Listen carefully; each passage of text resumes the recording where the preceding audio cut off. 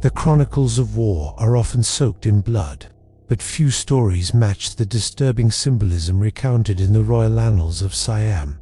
According to Thai records, following a victorious campaign into Cambodia in the late 16th century, King Naresuan of Ayutthaya ceremonially washed his feet in the blood of a defeated Khmer King Satha, the first after executing him in cold ritual. The alleged act wasn't just one of vengeance, it was a message, a gesture of total domination, and a declaration that Khmer royalty had fallen beneath even the feet of Ayutthaya's might. But is this story true? Or is it a piece of dark propaganda meant to elevate Siam's image by humiliating its historical rival? In today's deep historical dive, we explore the symbolic violence of Southeast Asia's wars, dissect the truth behind the tale of Naresuan's blood ritual, and reveal how royal myth and brutal conquest blurred into one. This is not fiction. This is Frozen Histories, Part 1, a history drenched in blood and symbolism. To understand the haunting image of a king bathing his feet in the blood of another, we must first return to the chaotic political landscape of 16th century mainland Southeast Asia. At the time, three major powers vied for influence: the Ayutthaya Kingdom Siam, the Kingdom of Cambodia under the declining Longvek era, and the rising influence of Burma Tongu dynasty. In this fierce environment of shifting alliances and escalating conflicts, symbolic acts carried as much weight as military victories, and few kings mastered this combination of warfare and spectacle better than King Naresuan of Siam. Born in 1555 and raised partly as a hostage in Burma, Naresuan came of age in a world where war was politics by other means, and kings were both generals and living symbols of divine power. By the 1580s, Ayutthaya had begun to push back against Burmese dominance. By the 1590s, Naresuan would take his campaigns outward, eyeing Cambodia kingdom weakened by internal divisions and foreign meddling. Longvek, the Khmer capital, had grown vulnerable, and Naresuan saw an opportunity to dominate what had once been a mighty empire. But this wasn't just about territory. This was about humiliation, about erasing centuries of Khmer prestige and replacing it with Siamese supremacy.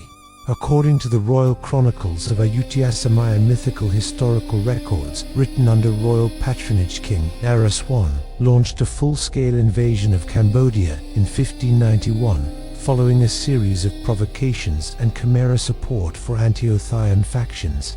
These chronicles often portray Cambodia as a vassal state turned traitor. Whether or not this was true is beside the point. The narrative provided Siam with the justification for war, and the punishment, as the chronicles claim, would be brutal. The invasion began with a rapid military advance into Cambodian territory. Ayutthaya's army, well-trained and commanded by generals loyal to Naresuan, faced scattered resistance. Longvek, once seen as impregnable, was no match for Naresuan's veteran troops. Khmer, defenders, hampered by internal betrayal and disunity, could not withstand the assault. After a siege that reportedly lasted weeks, Longvek fell. What followed was a campaign of psychological warfare. Naresuan's forces did not merely defeat Cambodia, they sought to erase its dignity. The royal family was captured, thousands of Khmer nobles were taken hostage, and tens of thousands of ordinary Cambodians were forcibly marched into Siamese territory as slaves and human trophies. And then comes the most infamous detail. According to a passage in the royal chronicles, King Satha of Cambodia already in Siamese custody or executed during the fall of Longvek, was beheaded. His blood was collected into a basin, and King Naresuan, victorious and regal, washed his feet in that blood in front of the remaining Khmer nobles. Whether the act was literal or symbolic remains hotly debated, but the fact that such a story was written into Siam's official history reveals the dark theater of royal warfare in the region. This was not merely about eliminating an enemy, it was about ritual degradation. The Khmer king, once seen as a divinely ordained monarch, was reduced according to the Siamese narrative to the lowest of life forms. His blood, once sacred, became foot-washing water. To those outside the culture, This may seem outlandish, but in the context of Southeast Asian political cosmology, such acts carried immense power. The king was not just a ruler, but a Chakravartin, a world-conquering figure, legitimized by divine order. By humiliating another king, especially one of royal lineage, Naresuan claimed supremacy not only in military terms, but cosmic terms. Washing one's feet in another king's blood sent a message to allies and enemies alike. Siam now stood above the Khmer, not just in power, but in divine right. Yet, we must pause here. There are critical problems with the story. Most notably, no Cambodian source, oral tradition, or chronicle mentions this act. King Satha, according to Cambodian sources, may have fled and died in exile in Laos, or even Vietnam, depending on the version. The absolute silence from Khmer accounts raises a major question. Did this gruesome act really happen, or was it a post-war invention crafted by Ayutthayan court scribes? Some historians suggest the story is pure myth, an exaggerated account written to bolster Naresuan's image during later Ayutthayan reigns, especially during periods when Siamese power was challenged and needed historical validation. Others argue it may have been a symbolic ritual, not a literal one. Perhaps water mixed with animal blood was used to simulate the humiliation, dramatized in chronicles to evoke total domination. But whether it happened exactly as written or not, the story's presence in royal chronicles means it was meant to be believed. And this is what matters in understanding the psychology of Siamese Cambodian warfare. It wasn't enough to win battles. The goal was to win the narrative, to craft a history in which Ayutthaya was destined to rule, and Cambodia was fated to submit. To grasp the intensity of this symbolic violence, we must look at Southeast Asian ritual practices of the time. In many societies, including Ayutthaya and the Khmer Empire before it, blood rituals were not unheard of. Executions of kings or nobles often involved displays meant to signal not just the end of a reign, but the end of a cosmic order. To wash one's feet in a rival's blood would have been an act loaded with spiritual and political meaning.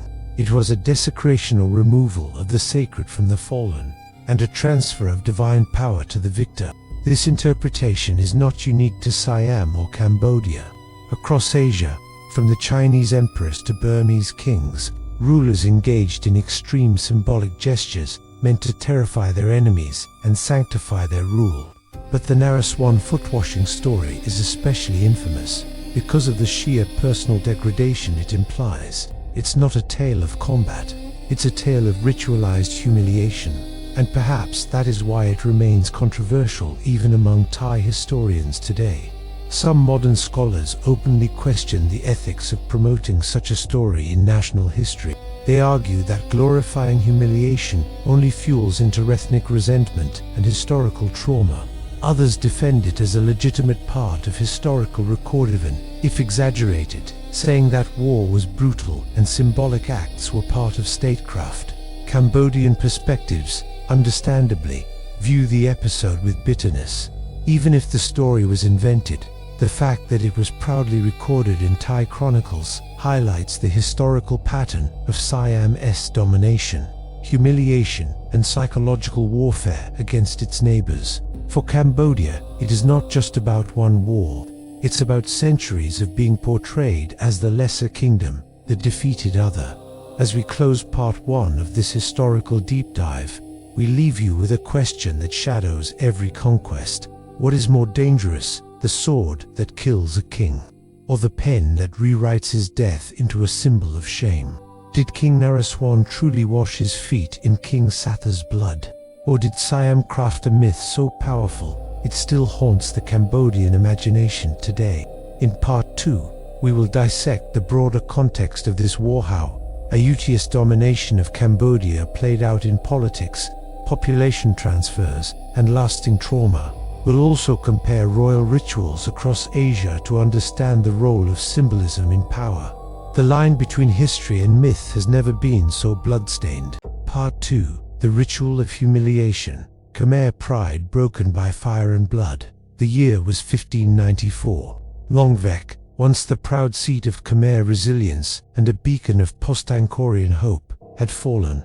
The Ayutthayan war machine, under King Naresuan's command, had not only crushed Cambodia militarily, but now prepared to crush it symbolically, as the Khmer elite were dragged from their homes, chained like cattle, and lined up before their conquerors.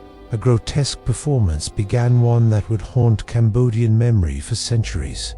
In Ayutthayan chronicles and oral tradition, it is recorded, or perhaps mythologized, that Naresuan ordered the defeated King Satha to be executed publicly. But what followed transcended death. According to accounts found in certain versions of the Ratchathirath Chronicle, Naresuan ceremonially dipped his feet into the blood of the executed Khmer king. Whether this act truly occurred or was a literary invention, the message was crystal clear. Ayutthaya had not just conquered Cambodia, it had humiliated it. The ritual washing of one's feet in blood was a symbolic desecration. In Thai and Khmer cultures alike, the foot is the lowest, most unclean part of the body. To wash one's feet in the blood of a royal enemy was a declaration of total domination, of stripping the enemy of not just political power, but spiritual legitimacy. Khmer kings were traditionally seen as Devarajas, god kings, intermediaries between heaven and earth. To bleed one and use his life essence to clean a conqueror's feet was to annihilate that sacred identity in the most violent way imaginable. This symbolic act, though debated by modern historians, reflects a deeper truth. Whether literal or metaphorical, it mirrors how Ayutthaya treated the Khmer nation after Longvek's fall. Reports tell of how thousands of Khmer nobles, artisans, scholars, and dancers were rounded up and marched toward Ayutthaya. It was not enough to kill Cambodia's royalty. The Siamese state sought to drain Cambodia of its cultural lifeblood. Among the deported were the Khmer court musicians, stone sculptors, and Brahmanic priests, those who held the keys to Cambodia's past glories. They were paraded as trophies through Ayutthaya's streets, forced to perform in temples and palaces. Now, for the pleasure of those who had burned their homeland, Khmer Apsara dancers, once revered at Angkor, now danced in gilded Siamese halls, not for veneration but subjugation. This deportation was not an accident of war. It was a conscious cultural strategy, a way for Ayutthaya to claim not only territory but legacy. By absorbing the Khmer elite, Ayutthaya rewrote history. Khmer brilliance became Siamese inheritance. In their courts, Siamese rulers would later boast of Khmer poets as Siamese, Khmer architecture as Thai, and Khmer spirituality as local heritage. Longvek's ruins became not just the bones of a broken capital, but the burial ground of truth itself. Meanwhile, in Cambodia, those who survived lived under occupation and terror. Khmer resistance was fractured. The royal family had been scattered. King Satha had died in Laos.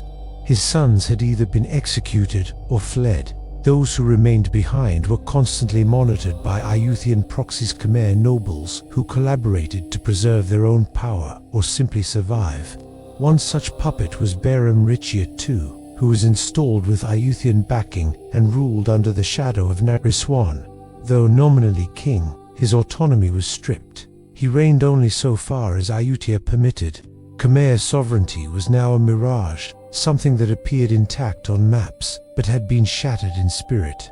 What is often lost in the retelling is the psychological impact on the Cambodian people. For centuries, they had been raised on the mythos of Angkor, belief that their kingdom was chosen by the gods, ordained to endure. But now, not only had they lost their capital, their king, and their elite, they had lost their invincibility. The image of a Thai monarch washing his feet in Khmer blood, whether literal or not, became symbolic of that collapse. Cambodia had been defiled, not just militarily, but cosmologically. The Khmer court chronicles, understandably, say little of this humiliation.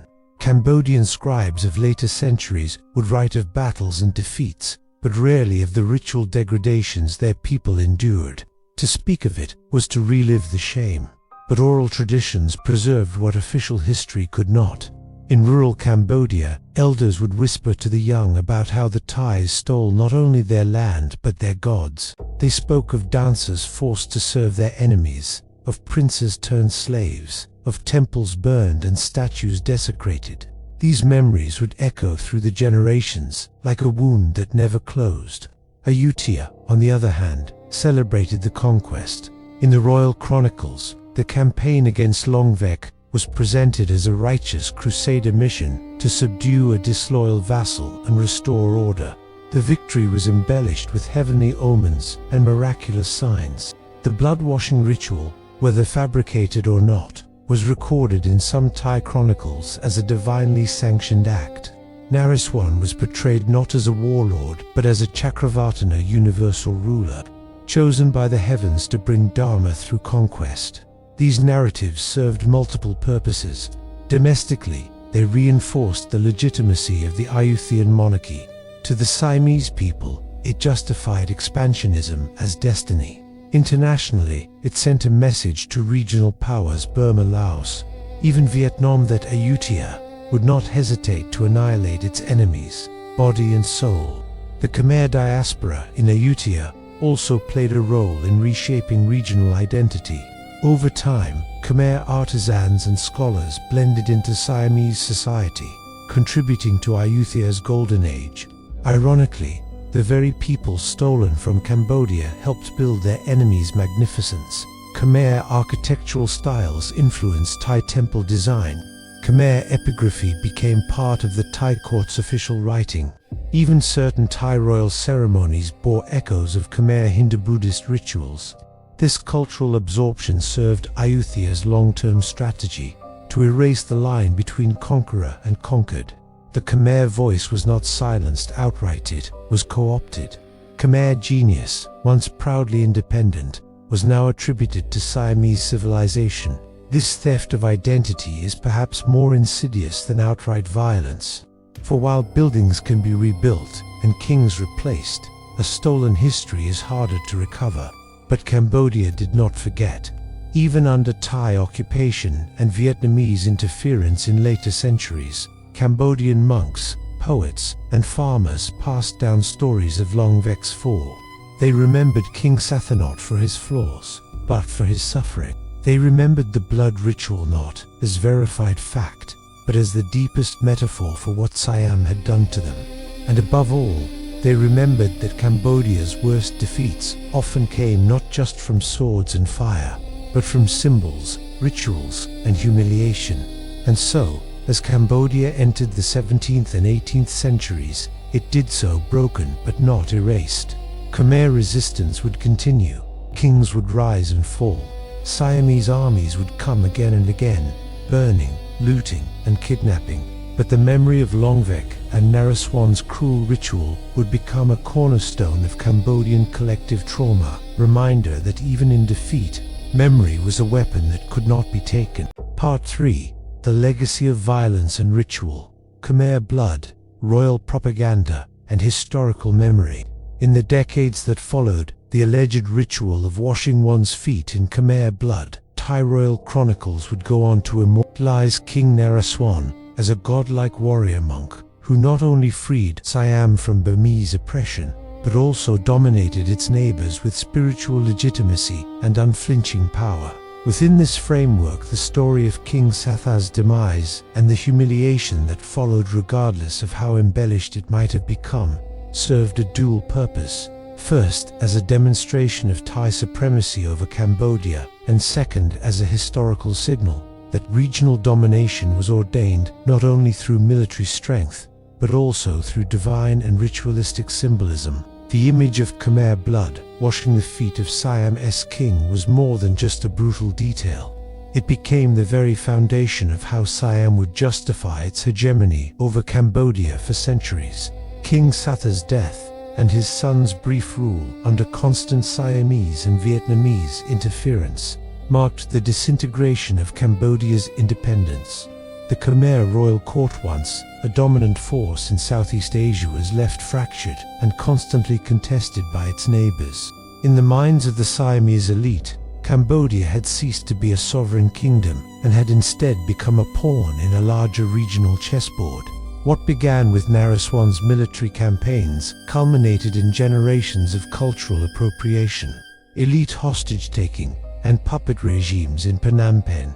And through it all, the myth of the Khmer king's humiliation lived on in court poetry, state records, and royal oral traditions used to reinforce the idea that Cambodia's royal blood had been spilled, consumed, and discarded. To many modern Cambodian historians, this tale is emblematic of how Siam manipulated history not only to justify past aggression, but to rewrite the memory of regional power dynamics. There is little archaeological or contemporaneous documentation of the blood ritual itself, leading many modern Thai and Western scholars to conclude it was likely fabricated or exaggerated by later royal chroniclers. Yet, its power remains, not because it happened, but because it was believed and retold. History, in this case, became a weapon. By the 18th century, Cambodian kings were often enthroned with direct Siamese or Vietnamese backing. This meant that Cambodia's sovereignty, already shattered by past invasions, was continuously eroded through outside manipulation. Rituals like the alleged washing of the feet, while symbolic, reinforced a practical reality. Cambodia was no longer able to defend itself without foreign patrons, and that vulnerability made it a repeated target for political theater and symbolic domination. Even the very geography of Cambodia was shaped by these incursions. Entire provinces along the western frontier were annexed by Siam, some permanently, others temporarily. Towns and temples were pillaged. Sacred artifacts were removed and placed in Thai cities like Ayutthaya and later Bangkok. Statues of the Buddha, carved by Khmer artisans in earlier centuries, now decorate Thai temples, often without acknowledgement of their origin. And in every conflict, the Siamese court justified its actions by invoking history. Cambodia had once been subdued, once had its king executed, once had its blood spilled for Siam's cleansing. Therefore, it could be done again. In Thai nationalist narratives throughout the 19th and early 20th centuries, King Naresuan's legend grew. He became not only a warrior, but a moral paragon, a symbol of righteousness against enemies, foreign and internal. In this narrative, Cambodia, still seen as weaker and subservient, became a shadow to be managed, not a country to be respected. Thai schoolbooks often celebrated his campaigns while omitting the brutality or the long-term destruction left in their wake. By the time of the modern Thai state's formation, the story of Khmer humiliation was no longer treated as myth, or question it was treated as pride. Yet in Cambodia, these memories live as wounds. The Khmer people have carried the intergenerational trauma of occupation, annexation, forced cultural erasure, and the literal deportation of elites and craftsmen. Cambodia lost more than land it lost. Centuries of progress, and suffered the psychological burden of having its history rewritten by its aggressors. The tale of King Satha's defeat, whether true or embellished, symbolizes the betrayal and desecration of Khmer dignity at the hands of a neighboring kingdom that claimed not only political superiority, but even spiritual righteousness in doing so. Some Cambodian scholars have attempted to reframe the story, focusing on King Satha's resistance and the royal court's struggle to preserve sovereignty despite overwhelming odds. But the harsh truth remains. Cambodia was outmatched militarily and diplomatically, and the Siamese knew it. And so, they didn't just conquer, they mocked, they ritualized, and they recorded it with ceremonial flair. They made war into theater and humiliation into legacy. Even today, relations between Thailand and Cambodia are frequently strained by the legacies of these ancient wounds. The Priya Vihar temple dispute, the 2003 anti-Thai riots in Phnom Penh, and countless border skirmishes are not random. Each is rooted in a long, dark history of conquest and cultural theft. While Thai officials often dismiss these tensions as misunderstandings, they fail to acknowledge the centuries of violence and humiliation that Cambodia has not forgotten. Meanwhile, many modern Thais remain unaware of or uninterested in this part of their history. In textbooks and media, Cambodia is often depicted as a peripheral culture, as though it was never equal to Ayutthaya or Bangkok. Yet the reality is far more complex. The Khmer Empire once dwarfed early Siamese kingdoms, and its legacy inspired much of Thai architecture, religious practices, and even language. That legacy was then turned against its creators. The alleged blood ritual, then, becomes a metaphor for this entire history. Whether King Naresuan truly bathed his feet in the blood of a Khmer king or not, the symbolism stands. It is the metaphor of a rising power purifying itself in the destruction of its predecessor. It is the language of war turned into ritual, and it is the foundational myth used to justify generations of intervention, annexation, and erasure. In recent years, some Thai historians and activists have pushed back against these glorified narratives. They argue that true national dignity lies in accountability, in acknowledging the harm inflicted upon neighbors, and in telling the full story, not just the victorious parts. Cambodian scholars have echoed this, calling for mutual respect, historical truth, and reparative justice for centuries of cultural theft and political interference. But the question remains, can a nation built on conquest ever truly reconcile with the ones it has subjugated? Can myth be undone? Can a ceremonial actual or imagined be unlearned in the national memory? For Cambodia, healing comes from remembering, and remembering requires confronting the darkest parts of its history. No matter how much Thailand might try to deny, downplay, or glorify its actions, Khmer dignity lies not in silence, but in truth. Until next time, stay safe, and see you in the next history.